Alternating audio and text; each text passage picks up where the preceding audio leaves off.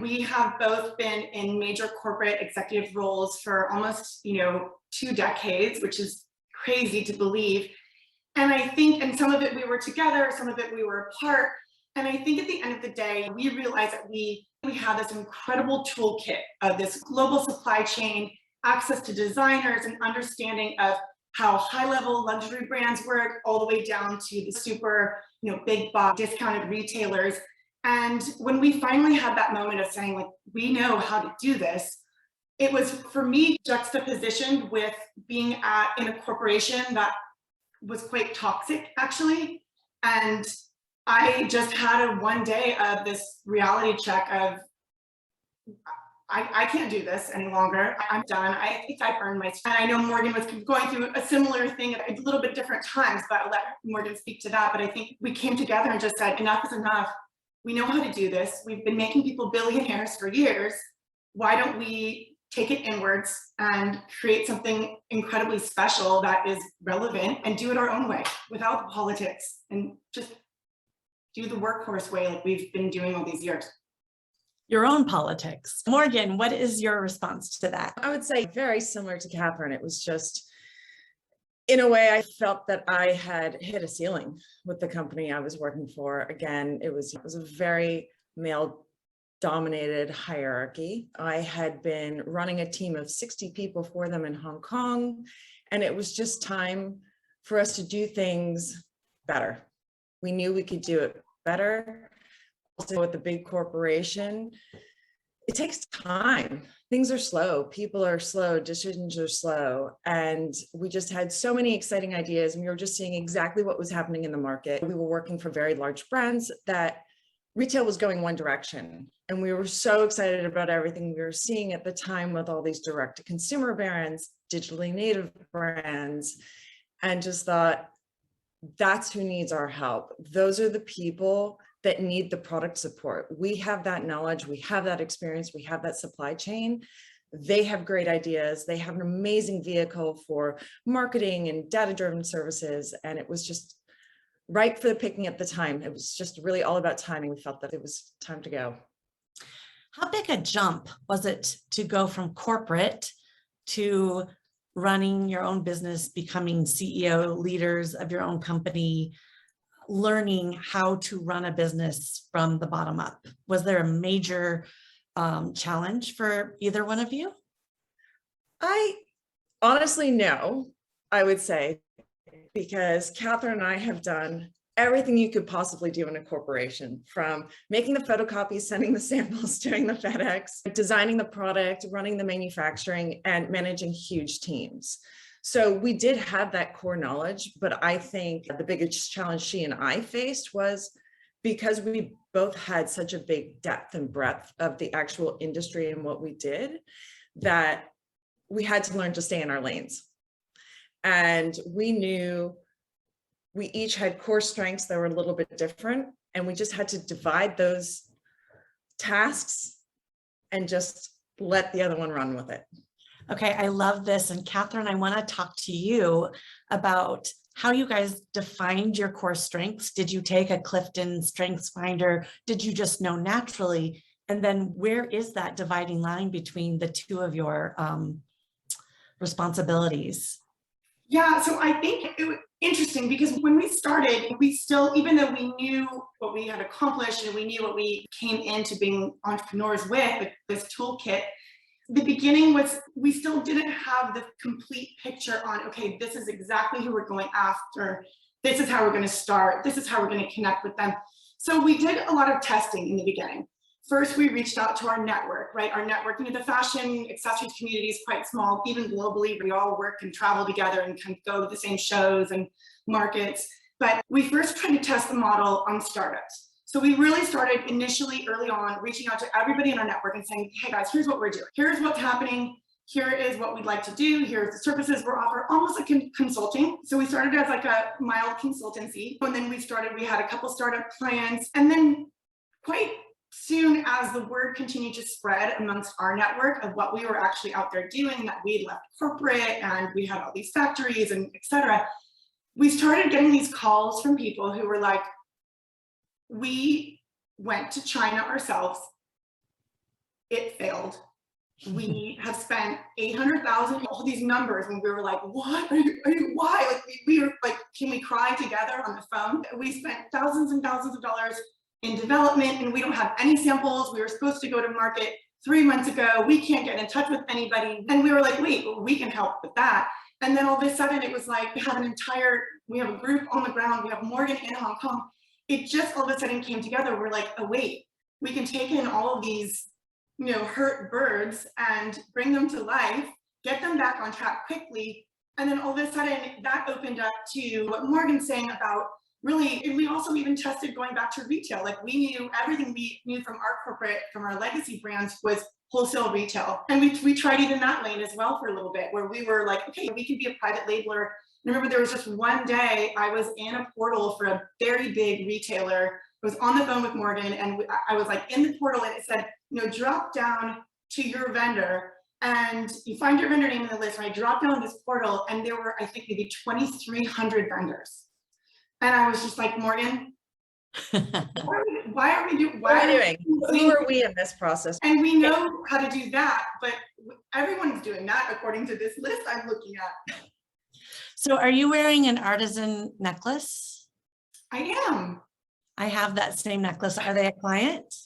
They are not. I wish. We have reached out to them, but jewelry is a little bit outside of our main sort of mainline business, but it is something that we are always looking at. We do have clients constantly coming to us for custom jewelry, but yeah, I have a problem actually. I have to have the stuff shipped to that office.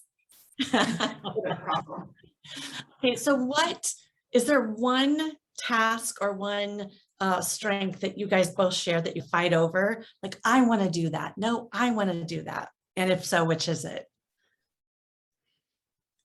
Nothing comes to top of mind. I think like the main thing, it's always product related. We love product. We're product people. We're so hands-on. My background's design. Catherine's done design. We've both done product development. I love taking something from like literally a bolt of fabric and it becoming a garment. Outside of that, I don't think there's anything. We're not fighting over who gets to handle logistics or financiers.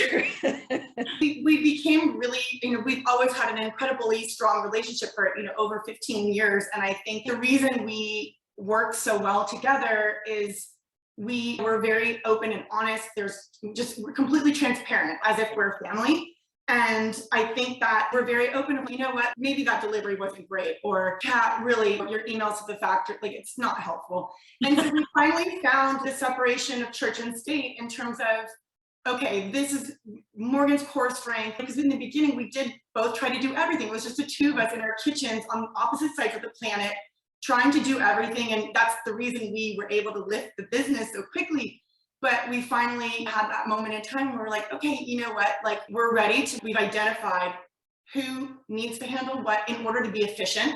And in order to separate so that we can handle more and take on more clients and find more factories. And I think when that finally came to just its organic time, that was really when the business, took off.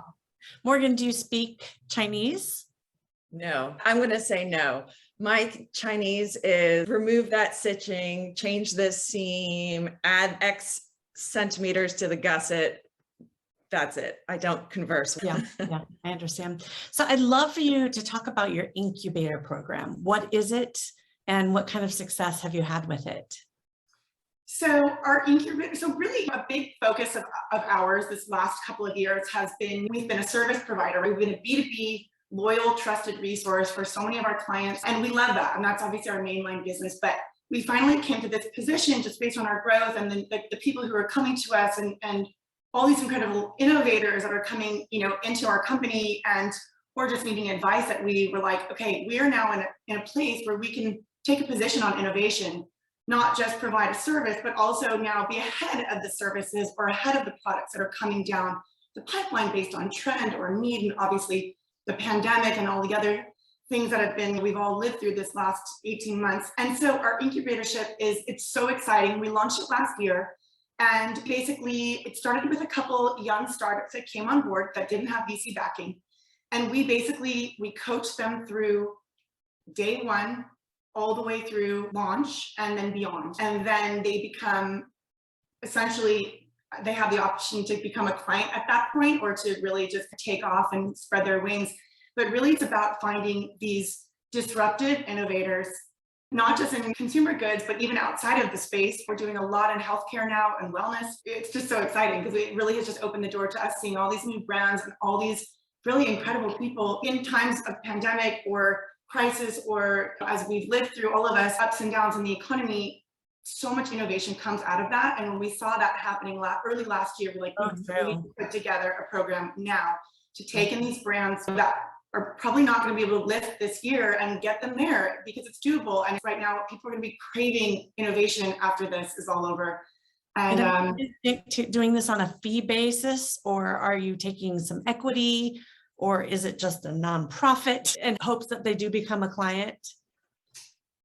It really is. We actually look at it, each group individually. We don't take a fee. We do it as an exchange of time and services, and they get to have time one-on-one with Morgaine. They get to have time one-on-one with me. They get access to our team, and the exchange often, sometimes it's equity and sometimes it's just a collaboration where we know that we're helping as women and as entrepreneurs, because we've been there, and we can hopefully alleviate some of the pain, maybe fix some of the issues, and drive the brands forward. I love this. So you guys are a world apart, San Diego, Hong Kong. How do you make day-to-day operations work? Do you actually have a 24-hour company? Like, I'm sure there's amazing pros and some cons. Yeah, we really truly function as a 24-hour, 7-day-a-week company. It's constant communication between the two teams, our team in Asia and the team in the US. The US will work all day, and again, they're handling the client side of the business. So they're getting feedback on samples that were sent, possibly meeting with new clients about potential new programs, anything that we need to go through the day, approvals, all of that stuff. And then that gets sent off to the team in Asia, and we pick it up from there and we go. Days start early here. Working with the West Coast, I start early. I'm always touching base with Katherine, or if there are calls that we need to be on potentially for a new client, that most of that's handled through the US, and Katherine does that. But it's something I want you to hear. I want to get your take on what the production would look like on this, or if it's something that we'd be able to do overseas for them and not in China, etc. Yeah, it's pretty seamless between technology these days. It works really well. Is it a blessing and a curse? 100%. You just Who's can't the one staying up the latest or getting up the earliest? Both of you? Yeah, for me, I'm the one that gets up very early. Yeah. And then I'm the one who wakes up in the middle of the night, and then when we're in manufacturing, there's always something, right? There's always something. How big of a challenge is the supply chain and shipping right now due to COVID for your brands? Massive challenge at the moment, really. You know, it's truly a perfect storm. It is a combination of bullwhip effect, along with peak season hitting, along with port closures due to COVID, which has then created backlog in the US, and container ships aren't coming back for us to be able to ship again. I can see from where I live, the backup of like 20 container ships in line to get to the port. In both San Francisco and Oakland, from where I live. And I think that's where my iPhone case is. Yeah. And it's, I mean, even just more on a granular level, it goes back to raw material shortages of workers, reduced capacities at factories, because these factories have had 18 months of little to no orders, and all of a sudden they're inundated with having to be able to manage it all. And it's just difficult for them to control. How do you keep your teams connected and motivated? I'm going to assume that most of you are remote, but do you have offices, physical offices that you're going into as well? Yes, both of our offices are fully functional at the moment. And when we got into the world of the landscape of PPE manufacturing last year, we feel blessed that we were actually lucky enough to say, like, we're an essential business, like we must stay open. We're a product company. So for us, that's been a huge challenge during the pandemic of sending samples to clients around the US. They're all spread all over the place. So normally we would meet at least once or twice a week with every single one of our clients in LA, in New York, wherever, and go through everything, get comments, get feedback quickly. Now it's very disconnected, but our team, at least our teams to obviously we're very cautious of it, and we have a rotating schedule for everybody, both in Hong Kong and in LA, but we're together as often as we can. Have the two teams come together, and is there a bond there? Oh, absolutely. These are people you work with all day, every day. And they are truly colleagues, just on opposite sides of the world. Great. So when you were trying to look at what you're going to do this year, given this horrific year past, and with all of the challenges that we just talked about, what was the growth strategy that you guys were talking about really paying attention to and throwing yourselves into? Our growth strategy has been truly to go after just constant lead generation campaigns. We're constantly prospecting. We have an entire team here in the US that just focuses on sales. We have a team that sits on Instagram and just looks at cool brands to see, okay, this is a company that's their mainline business is X. They're not doing any of these ancillary products. Let's introduce ourselves. And we are, again, going back to this innovation that we're doing. We're really trying to take lead on a lot of products that are coming down the pipeline and really own this next generation of what things look like in the next couple of years. So really it's just constant sales, constantly going after new initiatives. And another segment of our business is on the government contracting side of things. Obviously, we have a lot of momentum coming out of the PPE that we manufactured for many states in the US last year. So we're aggressively going after more on the federal side, federal contracts, especially. Are you a certified woman-owned business? We are. So that really helps with the government contracts. And this reminds me, so my core business is events and entertainment production for large corporations. And I too found myself dealing PPE last year. I sold 300,000 nitrile gloves to a client. How on earth? But we do what we need to do to survive. My client asked if we could do that because one of the things that we provide as a service is branded promo items and high-end gifting. This corporation saw us in their procurement department as just someone who can source stuff. And so I got to see the underbelly of the black market of the PPE world, and I quickly got out. I'm sure you guys are doing other things like creating cloth masks and maybe gowns. What are your PPE products? Yeah, cloth masks has been a big one. We've done, I don't know, tens of millions of units of those. In addition to that, we have done traditional PPE from N95s, 3-ply masks, isolation gowns, face shields. What am I forgetting, Catherine? Are you sourcing these things that are already created, or are you designing and manufacturing them? It's a combination of both, depending on what the client need is, what the spec is, who it's for. As we mentioned, we've done a lot of state and federal work, but then we've done a lot for the private sector as well, school systems, things along those lines, hospitals. So I was asking you about your growth strategy, but when you were speaking, I was like, oh, do you have an in-house design team? Are you creating your own lines? Yeah, we are. And white labeling, or do you have a brand? No, we white label everything. And we're not like to what we were saying before, we stepped out of the private label world, but we are constantly designing product internally. And our clients, they're piggybacking off of that. They want to see what the trends are, and they want us to do a lot of the heavy lifting on the technical and product side. So we're happy to do it. It's fun. You go from just manufacturing to then being like, we're actually a very creative bunch of people. But it's fun to bring an artistic element on just and have fun with product, and remember that this is what we're doing, right? Go ahead, Morgan. Well, I was just going to say that we also have such a large network of designers that we work with, that we've worked with over the years. One designer is not making a garment, is also making a shoe, is also not making the handbags. That's part of how Catherine and I have really streamlined the business and worked to people's core strengths, and also keep the company lean and very focused and strategically hire that way. Mm-hmm. Okay, so I wasn't planning on asking you this, but I'm going to. So let me give you an example, and you let me know what you would do in this situation. My daughter is a designer. Let's say she has a top, a bottom, a couple of pieces, and it's selling through, and she's trendy, and she could come to you, or you could find her, and you could say, you know what, I think a bag line might really help plump up your business, or margins.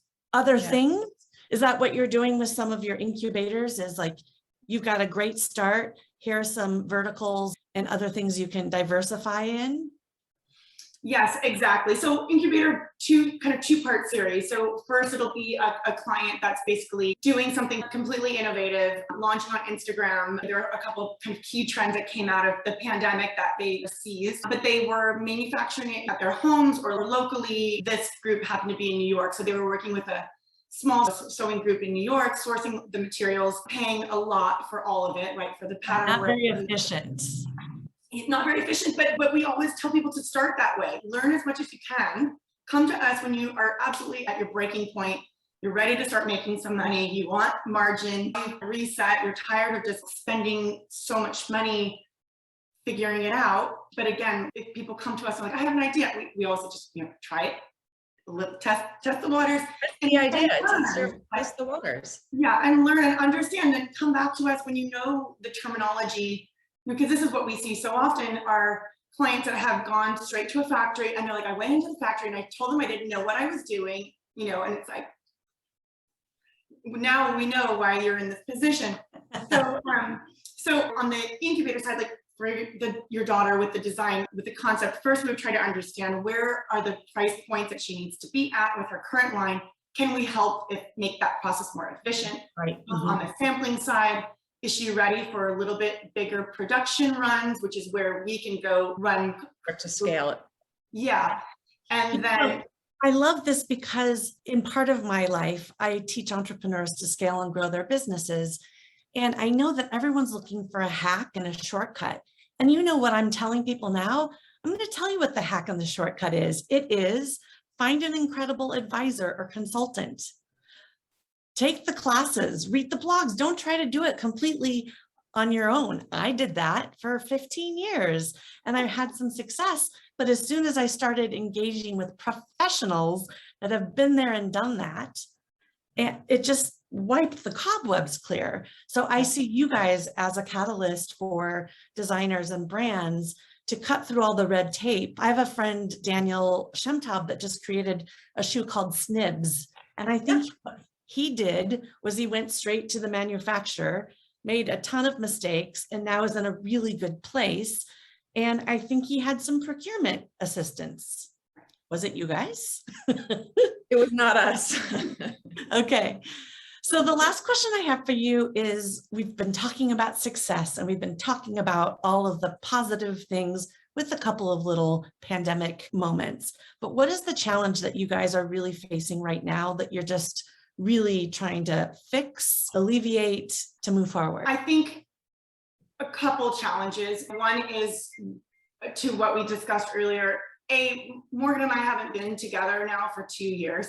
It's brutal. We do everything together, and not to be together is incredibly difficult. It's not seeing family, but also we have to be highly functional during all of it. And then as a product-driven company, not being able to sit with our clients on a regular basis, it's extremely challenging. As much as you create workarounds, and instead of having one set of samples sent to a meeting with everybody sitting in the same room, now you're sending multiple sets of samples to people that are scattered all over the place. But it's still very difficult. Your product is very emotional. They feed off of each other. Oh, I like the way that feels. Oh, I like the way that looks. And you come to a decision at the end. When you're doing it through Zoom, it's just not really the same experience. And I imagine not everyone's getting their samples at the same time where you thought you could, because there's always a delay. Yeah. Not being able to get into the factories is also just as challenging for us. We've worked with these people. I've worked with these factories for 20 years. And aside from the fact that they're great partners and we work with them all the time, there's a personal connection too. You are worried about their safety and their families and how they're doing. And as much as we have a team in China, we have a QC team that's going into the factories and looking at the product and doing all the inspections. It's not the same as me showing up face to face and really working a problem or figuring out a solution to something that's just not quite functioning correctly, where I really need to be in that sample room, or the team needs to be in that sample room and just work through those challenges. At this point, you just have to find other solutions. And if we're producing offshore, not the vertical collective QC team that's able to go into Cambodia and Vietnam at the moment, but we have to utilize things like third-party inspection companies to be able to keep our process going and to keep following that same streamline efficiency. Right. And then I think just the big unfortunate part of COVID and this pandemic has been incredibly traumatizing for so many people globally. But the effects, like this bullwhip effect that we are always talking about here internally, the continuing shutdowns at the ports, at the factories, in different countries here in the US, all of that is still compounding, unfortunately, and it's driving up the prices for everything. Now, coupled obviously with inflation, I know everybody, this is a challenge for, I'm sure, any. Lumber is really tough right now. Lumber is just ridiculous. It's crazy. And I think that's our biggest challenge now. How do we stay on course, stay calm, continue to navigate like we've been doing? We've got that under control, but now it's more also just from an emotional level with our clients, still finding that place of, you can trust us, we're doing everything efficiently. However, everything now, the costs have been, they're insane, they're crazy. And we're going to work through this together as a partner. However, we do need to work on this together. And I think that's been a challenge. It's hard. So many of our customers have been selling product at the same price point, and they just keep driving costs down. And now the opposite is happening. And it's a huge challenge. And it's something that we have to figure out and navigate for a very long time here down the next couple of years. Yeah, I was talking to someone in the restaurant industry, and this really brought to light things cost. There's such a low profit margin in restaurants. And now with people like risking their lives to cook our food and to serve us, shouldn't we be paying more? Shouldn't we be paying more in the first place? And with products and consumer goods, if I go to buy something now and I see that it's more expensive, I'm going to probably understand why, but not everyone will. And I wonder what kind of education we have to maybe start now by doing so that we can pay the right amount for something so that the person making it actually has a margin. They're not a charity. That's it for me, you guys. Thank you so much. Is there anything you wanted to say that you didn't get a chance to say? I think something we haven't really shared that we're really excited about is that we just recently became company number 35 on the Inc. 5000. So that was a massive win for us. 2020 was very challenging for a lot of people. It was very challenging for us. But Catherine and I did what we do best, and we just muscled through it. Very big number for growth for you to be at that position. And had you been on it in previous years? No. My God, you guys, that's massive growth. Yeah. I've been on the list 3 years in a row. And I know the first 50 people on that list every year, they hustled because you have to have, I don't know, 20,000% growth to be in like the top 10. Our growth for across 3 years is 8,943. Amazing. And somebody needs a vacation. Yeah. But where do we go? We'd happily take one. I don't know. That is amazing. That is amazing. And this year you won't be able to go to the Inc. 5000 conference, which is so much fun, and the gala afterwards. So you will be on the list next year and we will all be there together. Hopefully. That's amazing. That is very incredible, especially not that we're lesser than, but as the number is 2% of women-owned businesses don't do $1 million or more in business, and that's it. And it's truly a testament to our teams around the world and our incredible clients that have been so trusting in us all these years. And it takes a village, as you so we're really thankful. That's amazing. What a great way to end the show.